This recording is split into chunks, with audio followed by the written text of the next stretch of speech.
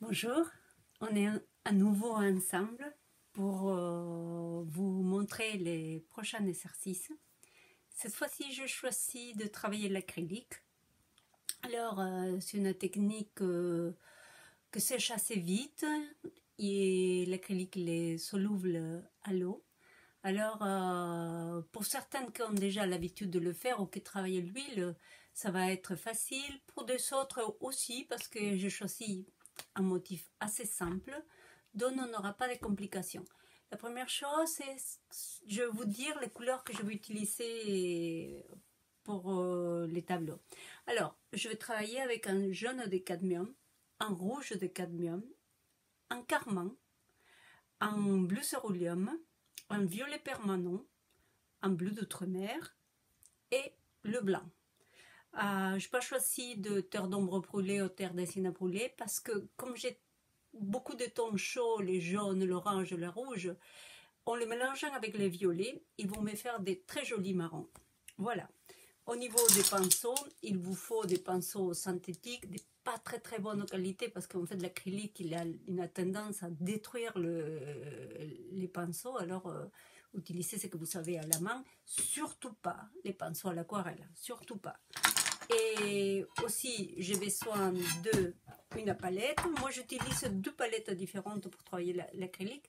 Dans une première partie, je vais utiliser une assiette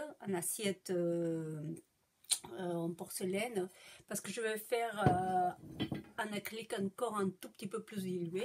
Et dans une deuxième partie, c'est un petit carreau blanc. Il faut que ce soit blanc quand même. Totalement plat, donc ça va être beaucoup plus facile de pouvoir prendre la couleur avec les pinceaux. Pour rapport à la surface sur laquelle je vais travailler, j'ai choisi une toute petite toile. Elle est de 24 pour 18 cm. On va l'utiliser en format paysage. Mais si vous n'avez pas une toile à disposition, c'est pas le moment d'aller en acheter. Ce qu'on peut faire, c'est travailler sur un petit morceau de bois, un carton dur ou même du papier aquarelle. Ce que vous devez faire par contre, c'est de le mettre une couche de gesso. Si c'est un carton ou un morceau de bois, vous le mettez une couche de gesso, une, deux ou trois, il sera prêt.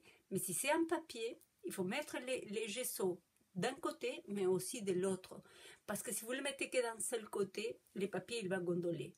Avant de mettre la couche des gessos, il faut quand même, si c'est un papier, il faut l'accrocher à une surface, mettre la couche des gessos qui va sécher très vite. Et après, ça sera prêt à peindre. Pas besoin non plus de le poncer parce qu'on va utiliser justement cette jolie texture que va nous laisser les gessos pour pouvoir travailler. Voilà.